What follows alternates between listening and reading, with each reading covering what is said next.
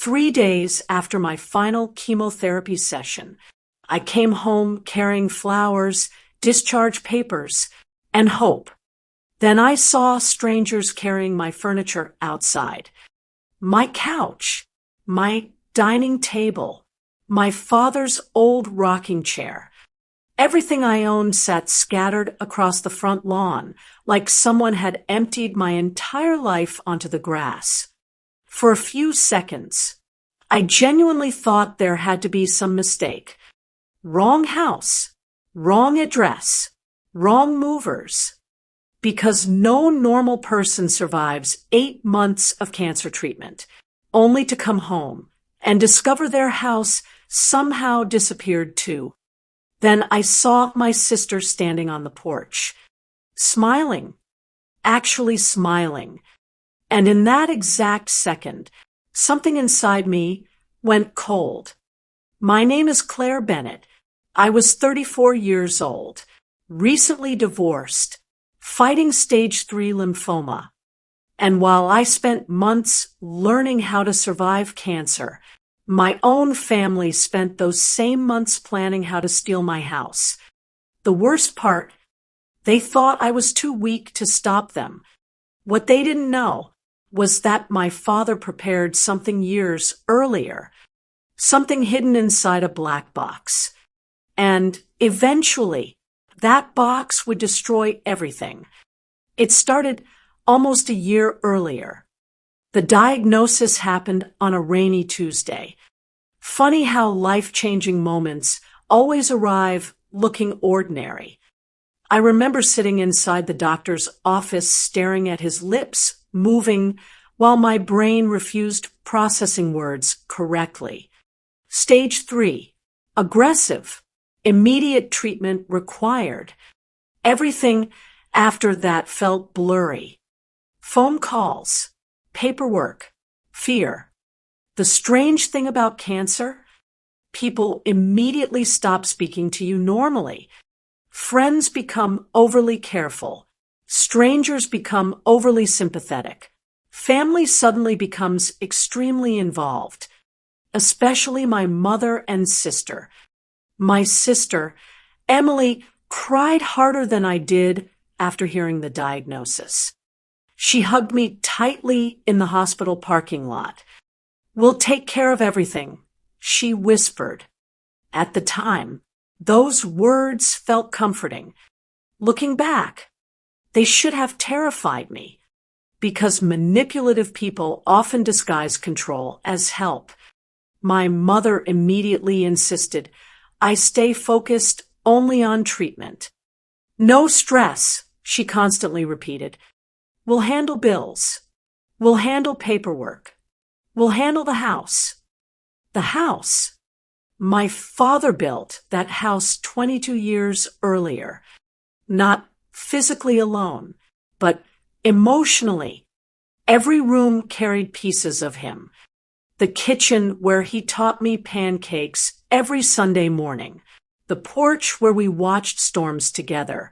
The backyard where he buried our golden retriever Molly. After he died 5 years earlier, the house legally transferred to me. Not because I demanded it, because he specifically wrote it into his will. Emily received investment accounts. My mother received life insurance funds. I received the house. At the time, everyone seemed fine with it, at least publicly. Now, I think resentment started long before cancer ever entered the story. Treatment destroyed me physically. Chemo feels impossible explaining to people who never experience it, because movies always show dramatic vomiting and crying scenes. Reality feels quieter. Exhaustion, bone pain, hair falling out slowly, feeling your own body becoming unfamiliar. Some days, I barely had enough energy reaching the bathroom. And during those months, my mother and Emily handled everything outside the hospital. Bank mail, bills, house maintenance, insurance paperwork. Honestly, I felt grateful because survival consumed everything. I stopped questioning details, stopped checking paperwork carefully, stopped paying attention. Big mistake, because while I focused on surviving physically, someone else started rearranging my life legally. Around month 6 of treatment, small things started feeling strange. Mail stopped arriving directly. Emily repeatedly asked questions about property taxes. My mother suddenly became interested in legal documents. At first, I ignored it because chemo exhaustion makes everything feel distant. Then one afternoon, while sitting inside my hospital room, Emily casually asked something weird. "If anything happened to you," she said carefully, "what would happen to the house?" I stared at her silently. "What?" She smiled awkwardly. "Nothing serious, just practical thinking." Practical thinking. Funny how terrible conversations always hide behind practical language. I remember feeling uncomfortable briefly, then dismissing it completely, because who suspects family during cancer treatment? Who looks at their own sister and thinks, maybe she wants something from me? Nobody, at least nobody wants to think that. 8 months later, my scans finally came back clean. Remission. I cried harder hearing that word than I cried after diagnosis, because suddenly life existed again. Future existed again. Everything felt possible. 3 days later, I returned home and found strangers carrying my life onto the lawn. Emily stood beside the front door, smiling nervously. My mother stood behind her, avoiding eye contact. Then Emily said the sentence that changed everything. "Oh, good," she said casually. "You're here early." Early, like I interrupted something. "What is happening?" I whispered. Emily crossed her arms, then pulled out papers, official papers, property transfer documents. My chest tightened instantly because at the bottom, my signature appeared. Except I never signed anything. Not once. Then Emily smiled slightly. And suddenly, I understood something horrifying. Someone used my illness against me. Someone waited until chemo blurred my memory, then quietly stole my house. What Emily didn't know was that 2 weeks earlier, my father's attorney mailed me a black box marked, "Open only if something feels wrong." And inside that black box was evidence my father collected years before he died. I stood frozen in the driveway. Neighbors were staring. Strangers kept carrying boxes. My entire life sat scattered across the lawn while Emily stood holding papers like she had just won something. And honestly, part of me still thought there had to be some misunderstanding because the alternative felt impossible. My own family couldn't really do this, right? Emily pushed the papers toward me. "You signed transfer authorization months ago," she said casually. My hands shook while taking them. "Property transfer request, power of attorney forms, temporary estate restructuring paperwork." And at the bottom, my signature, my exact signature, the loops, the handwriting, the shape of my letters. Everything looked real. Too real. "What is this?" I whispered. Emily crossed her arms immediately. "You signed during treatment." "No." "Yes." "No." My voice cracked instantly because suddenly something ugly started forming inside my chest. Fear. Real fear. Because chemo months felt blurry. Pain medication. Exhaustion. Hospital forms. Insurance paperwork. Hundreds of signatures. Hundreds of pages. And suddenly, I couldn't remember every document I touched anymore. My mother finally spoke quietly from the porch. We only wanted to protect the house. Protect. There was that word again. Manipulative people always use words like protect, help, support, family, right before destroying you. You transferred ownership because treatment costs became risky. Emily continued. We were helping. Helping. Funny, because helping normally doesn't involve movers throwing your furniture outside. Then suddenly, I remembered the black box, the one sitting untouched inside my car. 2 weeks earlier, while still recovering, a package arrived from my father's attorney. No explanation, no phone call, just one sentence attached. Open only if something feels wrong. At the time, I assumed grief made him sentimental. Dad died 5 years earlier. Receiving something from him suddenly felt strange enough already. So I left it unopened. Until now, I walked toward my car quietly. Emily frowned.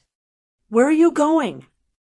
I ignored her, opened the passenger door, reached underneath the seat, and pulled out a small matte black box. Simple, heavy, locked. My father's handwriting sat across the top. For Claire. My chest tightened immediately because suddenly I felt him. Not physically, emotionally. Like somehow Dad knew this day would happen eventually. My fingers shook opening it. Inside were several things.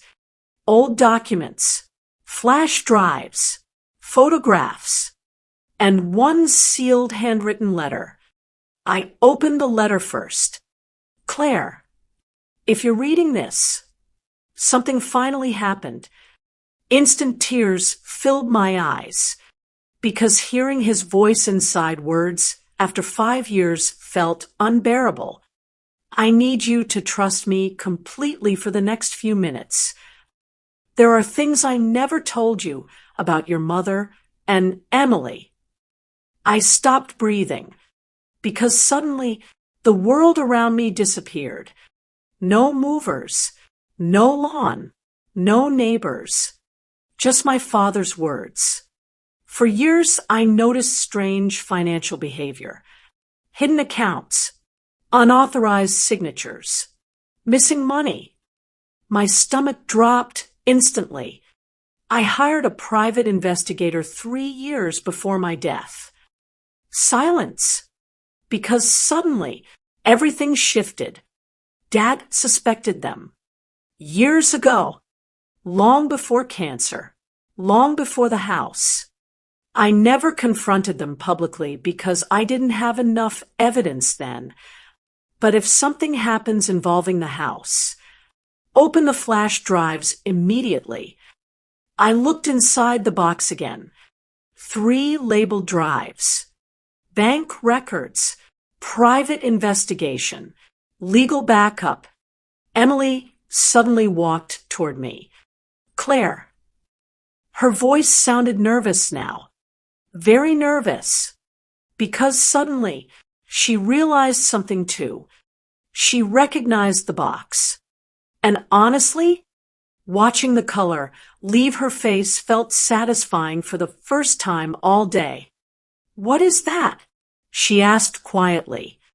I looked directly at her, then smiled. Small smile. Insurance. Silence.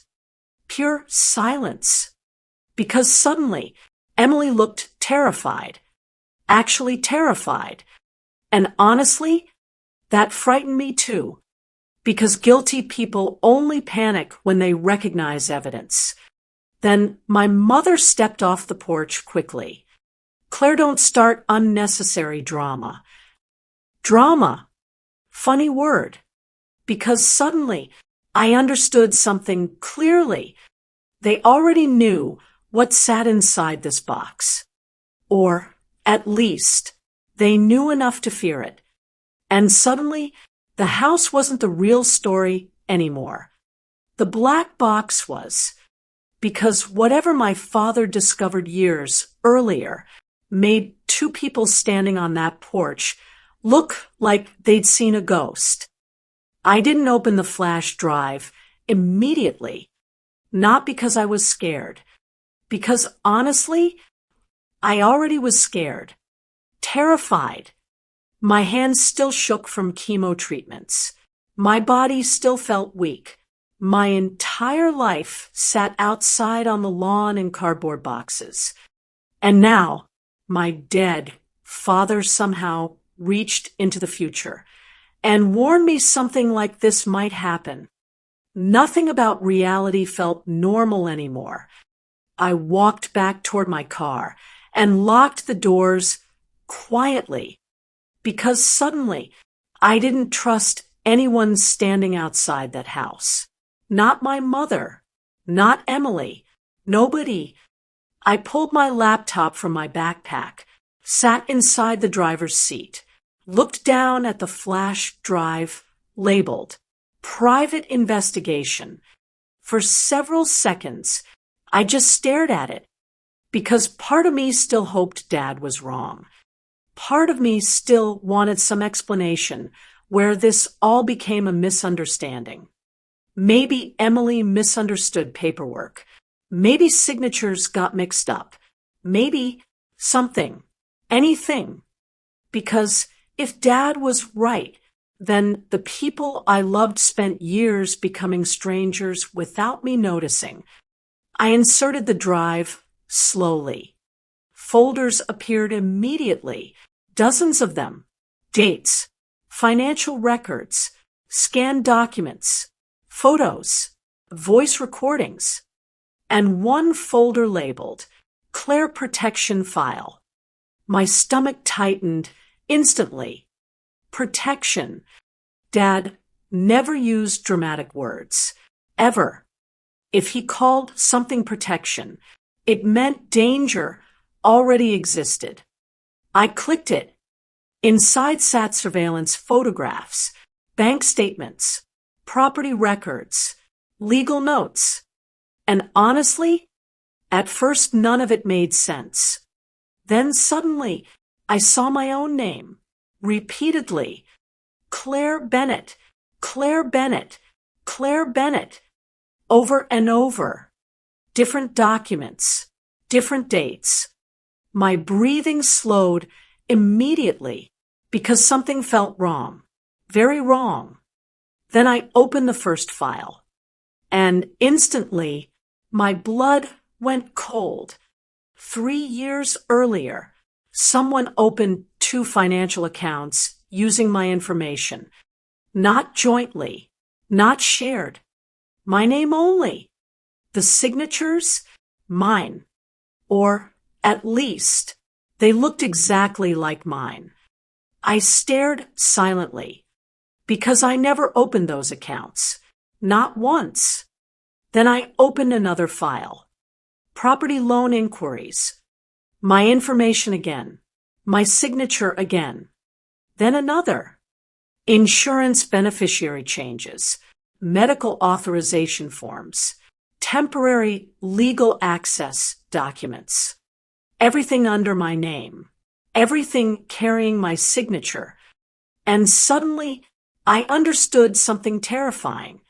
The signatures were real, not forged. Real. Because I remembered signing things. Hundreds of things. Hospital forms. Insurance documents. Treatment paperwork. Medication releases.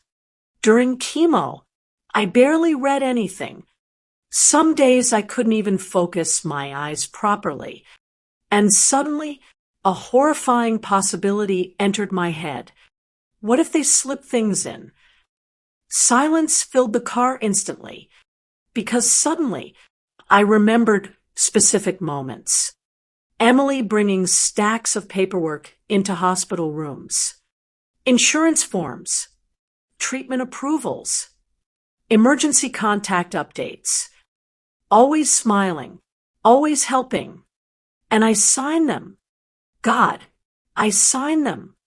Not because I trusted paperwork, because I trusted her.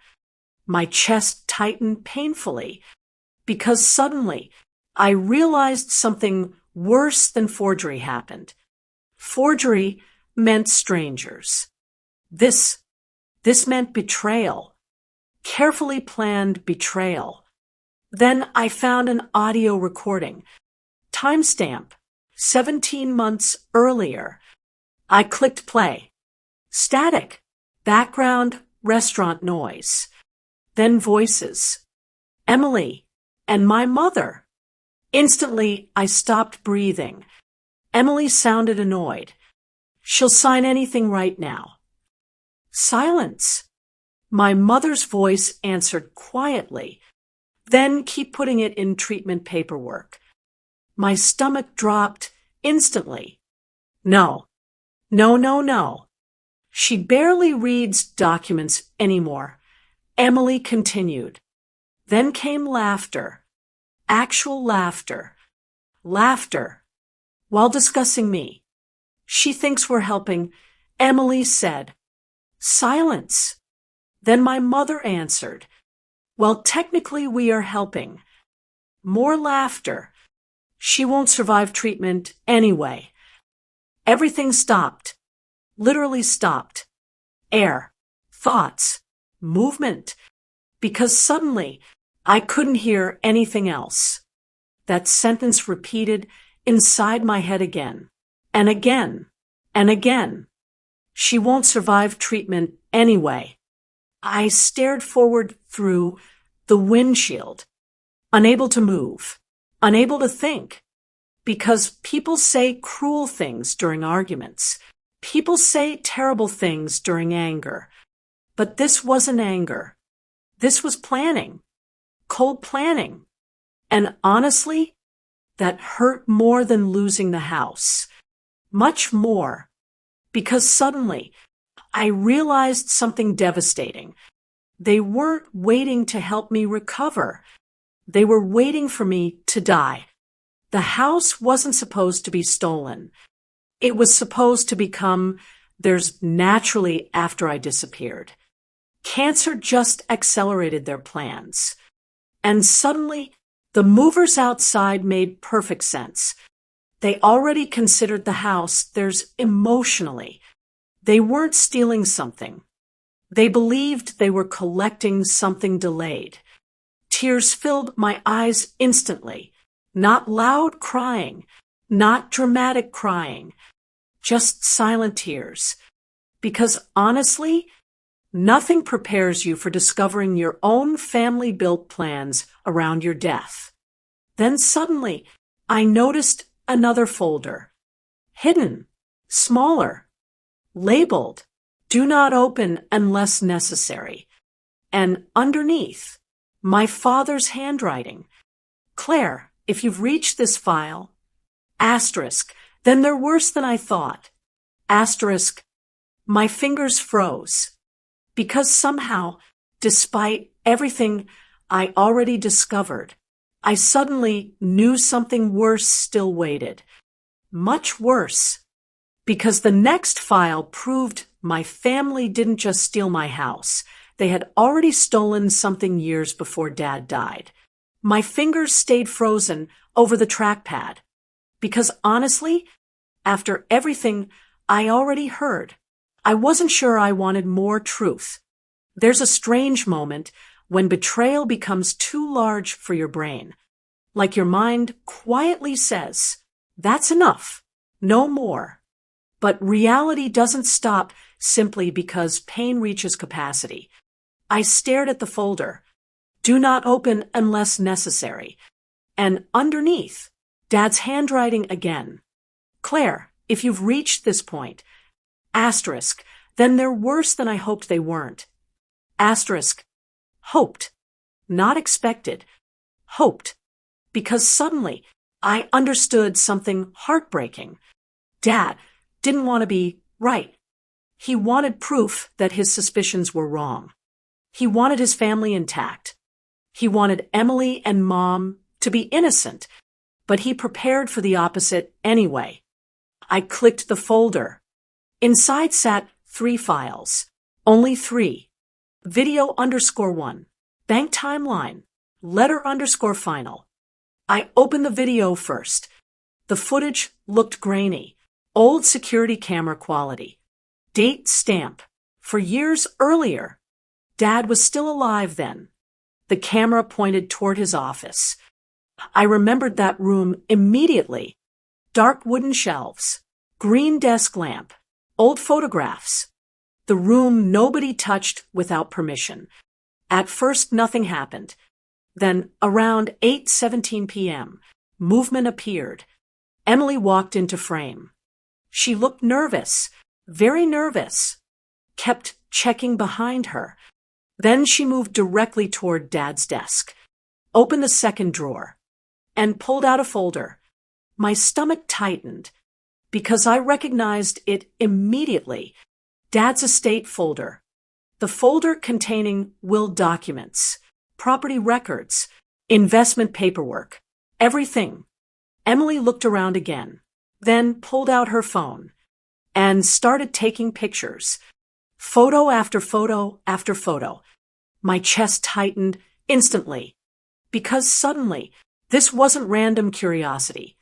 Nobody secretly photographs estate documents unless they're planning something. Then Mom entered the room. Actually entered. And instead of stopping Emily, she closed the door behind her. Silence filled my car instantly, because suddenly everything became much uglier. Much uglier. Emily whispered something I couldn't hear clearly. Mom answered immediately. Then Emily laughed softly. And suddenly, Dad walked into frame. Everything stopped. Emily jumped. Mom turned around instantly. For several seconds, nobody moved. Nobody spoke. Then Dad pointed toward the folder slowly. I couldn't hear words clearly, only pieces. But one sentence came through perfectly. Mom's voice. Asterisk. You're choosing her over your own family. Asterisk. Silence. Then Dad answered quietly. Asterisk. Claire, my family. Asterisk. I stopped breathing, because suddenly tears hit instantly. Not because of betrayal, because of Dad. Because even years after his death, he was still protecting me, still fighting for me, still choosing me. The video ended suddenly. I sat motionless, because honestly, I wanted him back more than I wanted revenge in that moment. Just one conversation, one hug, one chance to say thank you. Then I opened bank timeline, rows, dates, transfers, account movements, thousands, tens of thousands. And suddenly, my eyes stopped on one specific line. 3 years earlier, $214,000 transfer. Destination, Emily Bennett. I stared, blinking repeatedly, because I recognized the amount immediately. Dad's investment reserve, the emergency account, the money he specifically told me never to touch unless life became catastrophic. My breathing slowed. No. I kept scrolling. Another transfer, $43,000. Then another, $27,000. Another, $18,000. Over and over. Small enough not attracting attention. Large enough destroying savings slowly. My hands started shaking violently. because suddenly I understood something horrifying. The house wasn't first. Not even close. They started years ago. Slowly, quietly, while Dad was alive, while he was sick, while he trusted them. And suddenly, my entire childhood shifted sideways. Because I remembered arguments. Mom complaining about finances. Emily talking about unfair inheritance. Dad becoming quieter during his final years. God. He knew. He knew something felt wrong. Then I opened the final letter. Just one page. Simple. Claire, if you found everything, asterisk, I need you to understand something. Asterisk, do not protect people simply because they're family. Asterisk, tears blurred the screen immediately. Asterisk, family should make your life safer. Asterisk, not smaller. Asterisk, not weaker. Asterisk, not afraid. Asterisk, and if they ever betray you, asterisk, promise me you won't confuse forgiveness with surrender. Asterisk, silence. Pure silence. Because suddenly, I realized something. For almost my entire life, I kept surviving family instead of being loved by family. And Dad knew. He knew. Then my phone rang. Emily. I stared at the screen. Ring. Ring. Ring. Then voicemail. Seconds later, a text appeared. Claire, where are you? Lawyers are here. My entire body froze. Lawyers? Another message arrived immediately. They brought probate investigators. Then another. Mom is panicking. And suddenly, for the first time all day, I smiled. Because whatever was happening inside that house, they were no longer controlling it. And honestly, after everything I discovered, that felt amazing. Because Dad secretly set up one final legal trap years before he died, and it was about to destroy them completely. I stared at Emily's messages for several seconds. Claire, where are you? Mom is panicking. Please come home.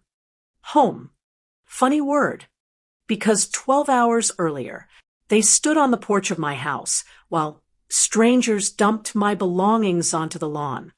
Now, suddenly, it was my home again. Amazing how language changes once power changes. I started the engine quietly, but I wasn't driving back alone. Not this time. Because for almost my entire life, I handled family problems emotionally, talking, explaining, forgiving. And honestly, that strategy never protected me. It only protected them. So instead, I drove toward my father's attorney's office, the same attorney who mailed the black box. Martin Hayes. I remembered him from childhood. Tall, silver hair, always carrying leather folders. Dad trusted him more than almost anyone. And suddenly, I understood why. Martin opened the office door himself. The second he saw me, his face changed. Not surprise. Recognition. Like he already knew this day finally arrived. Claire, he said quietly, then looked toward the black box under my arm, and immediately sighed. God. Silence. Because suddenly, I knew. He knew too. How much did Dad tell you? I whispered. Martin stared at me for several seconds, then motioned toward his office. Everything. Everything. That word hit hard, because suddenly I realized Dad spent years preparing for betrayal I never saw coming. We sat down quietly. I handed him the flash drives, the recordings, the transfer records, everything. Martin reviewed files silently for almost 20 minutes. No expressions, no comments, just reading. Then finally, He removed his glasses slowly and looked directly at me. "Claire," he said carefully, "what your mother and Emily did isn't civil misconduct." Silence. Because somehow I already knew something bad followed. "This is criminal." The room felt smaller instantly, because hearing it out loud changed things. Family betrayal sounds emotional, personal, messy. Criminal sounds different. Criminal means evidence, consequences, police. Criminal means reality stops protecting people. Martin opened another folder from his desk drawer. A folder I had never seen before. Dad's name sat across the front. Inside were additional documents. More than I expected. Much more. Property protections. Legal statements. Witness affidavits. Financial audits. Then suddenly, I saw one specific document, and my stomach dropped instantly. Conditional property ownership clause. I stared. "What is this?" Martin leaned back slowly. "Your father amended ownership terms 4 years ago." I looked up immediately. "What?" Martin nodded, after discovering suspicious financial activity. My chest tightened, because suddenly everything became very quiet. "Claire," he said carefully, "your father transferred the house entirely to you years ago." Silence. "But that's impossible." "No." Martin slid another paper toward me. "Legally," he continued calmly, "Emily and your mother never had authority over the property." I stopped breathing, because suddenly I understood. The signatures, the transfer forms, the paperwork, none of it mattered, because Dad anticipated manipulation already. He built legal barriers around the house itself. Barriers activating automatically if ownership changes happened under medical vulnerability. Medical vulnerability. Cancer treatment qualified immediately, meaning every single transfer Emily created became invalid automatically. Every one. I stared silently, then started laughing. Not because anything felt funny, because honestly, my brain stopped functioning normally. 11 months of humiliation, fear, confusion, cancer, betrayal, and suddenly everything shifted in one sentence. The house was still mine, legally, completely. Martin smiled slightly, then said something that made my heart stop. "That's not the best part." "No, no way. There couldn't possibly be more." Martin opened one final envelope, then slowly slid photographs across the desk. Photographs of Emily meeting with a real estate broker months ago, another with Mom, another with both. Then property listing drafts, sale projections, estimated commission reports. I stared, because suddenly I realized something much worse than theft. They weren't trying to live there. They weren't protecting it. They already planned selling it. Selling Dad's house. Selling my house. While I sat inside hospital rooms, wondering if I would survive. Silence filled the office. Because honestly, I felt nothing suddenly. No anger. No sadness. No tears. Just emptiness. Because pain reaches limits eventually. And after limits, something colder appears. Clarity. Martin stood quietly, grabbed his coat, grabbed several folders, then looked at me. "You ready?" I looked up. "For what?" He smiled, small smile. "To go home." 40 minutes later, 3 black vehicles pulled into the driveway. My driveway. Emily stood outside immediately, pale, terrified. Mom looked like she'd been crying. And suddenly, I realized something strange. For the first time all day, they looked exactly how I felt. Scared. very scared. Then Martin stepped out holding legal documents. And behind him, two probate investigators walked toward the house. Emily's face physically lost color because suddenly the game ended. And honestly, watching that happen felt better than revenge because truth finally arrived. But what the investigators found inside Mom's bedroom safe destroyed them permanently. The driveway felt strangely quiet, not normal quiet, the kind of silence people create when panic replaces confidence. Emily stood near the porch gripping her phone, so tightly her knuckles looked white. Mom sat on the front steps staring downward. For the first time in my entire life, neither of them looked in control. And honestly, that felt surreal. Because growing up, control was always theirs. Mom controlled emotions. Emily controlled attention. And everyone else simply adjusted around them. Especially me. Especially Dad. But suddenly, lawyers stood in the driveway. Investigators walked through rooms. Documents moved from hand to hand. And reality didn't care about manipulation anymore. Reality only cared about evidence. One investigator walked outside, carrying a small metal safe.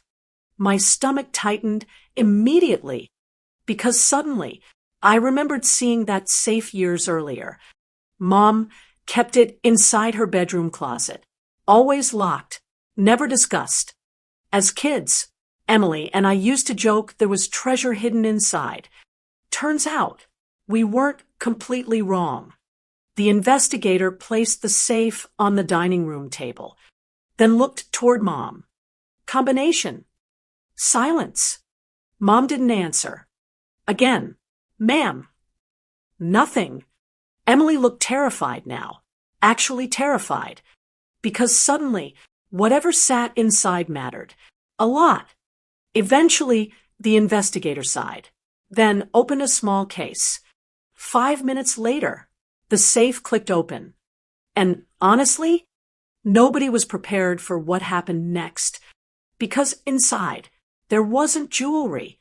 There wasn't cash. There were folders, dozens of folders, organized carefully, labeled, dated. My chest tightened immediately. One investigator started reviewing documents quietly. Then his expression changed. Fast. Not emotionally, professionally, which somehow scared me more. Then he looked toward Martin. Jesus. Silence. Because investigators don't usually say Jesus. Not over paperwork. Martin stood, walked over, started reading, then slowly looked at me. And suddenly, my stomach dropped, because his face looked pale. Actually pale. What? I whispered. Nobody answered immediately. What? Martin swallowed. Claire. Long pause. Very long pause. Your father was right. Silence. Then he slid several pages toward me. And suddenly, everything inside me stopped. Because sitting across the top of the documents was my name. Again, and again, and again. Hidden insurance policies, medical authorizations, financial access forms. Years of them. Years. Not months. Not during cancer. Years. I stared, blinking repeatedly, because suddenly I understood something horrifying. This didn't start after diagnosis. This didn't start during treatment. This started long before cancer. Long before divorce. Long before Dad died. For years, Mom and Emily slowly created legal pathways into my finances, my identity, my future. Tiny things, small things, invisible things, things nobody notices individually. But together they formed a plan, a very long plan. Then suddenly, one document stopped me completely. Power of estate Restructuring. Date: 6 months before Dad died. Signature: Dad Bennett. Except the signature looked wrong. Very wrong. I stared, because after years watching Dad sign birthday cards and paperwork, I knew his handwriting. And this wasn't it. Silence filled the room instantly. Forgery. Actual forgery. Not assumptions. Not suspicions. Forgery. One investigator quietly removed more pages, then found another, and another. Different dates, different documents, same problem. Emily started crying immediately. Real crying, not performance. Panic. No, she whispered. No, no, no.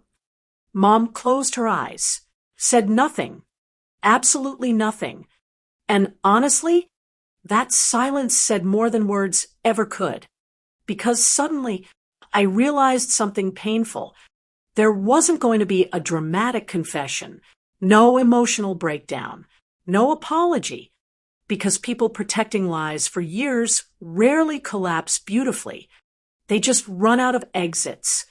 Hours later, investigators removed boxes from the house, folders, files, computers, records. Neighbors watched through windows.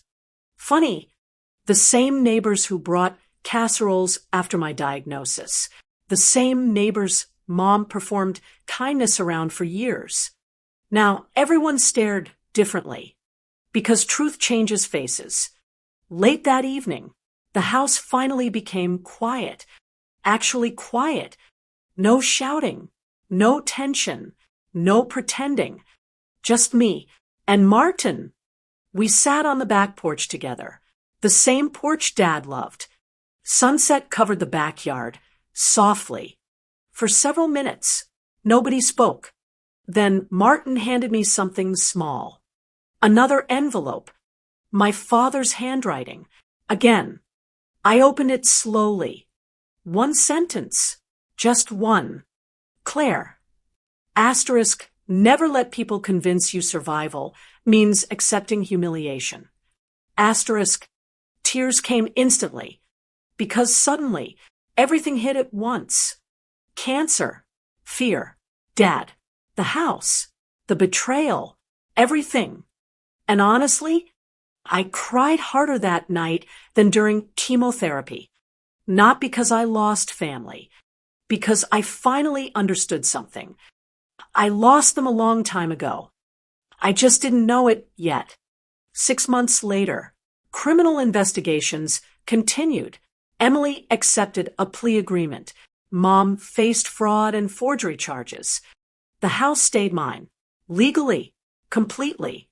I renovated the basement first. Funny enough. Because I wanted every painful room becoming something new. And eventually, life became quiet again. Peaceful. Healthy. Sometimes I still sit on the back porch at sunset. And honestly, I think about Dad. About how he somehow protected me even after dying. And I think about that black box. Because the black box never destroyed my family. The truth did. The box simply opened it. Some people don't wait for strangers to hurt you. Sometimes the deepest betrayal comes from the people sitting beside you at dinner. The people saying they're helping. The people calling themselves family. But love never humiliates. Love never quietly prepares for your collapse. And love never builds plans around your pain. Sometimes surviving isn't the hardest part. Sometimes the hardest part is realizing you survived the wrong people all along.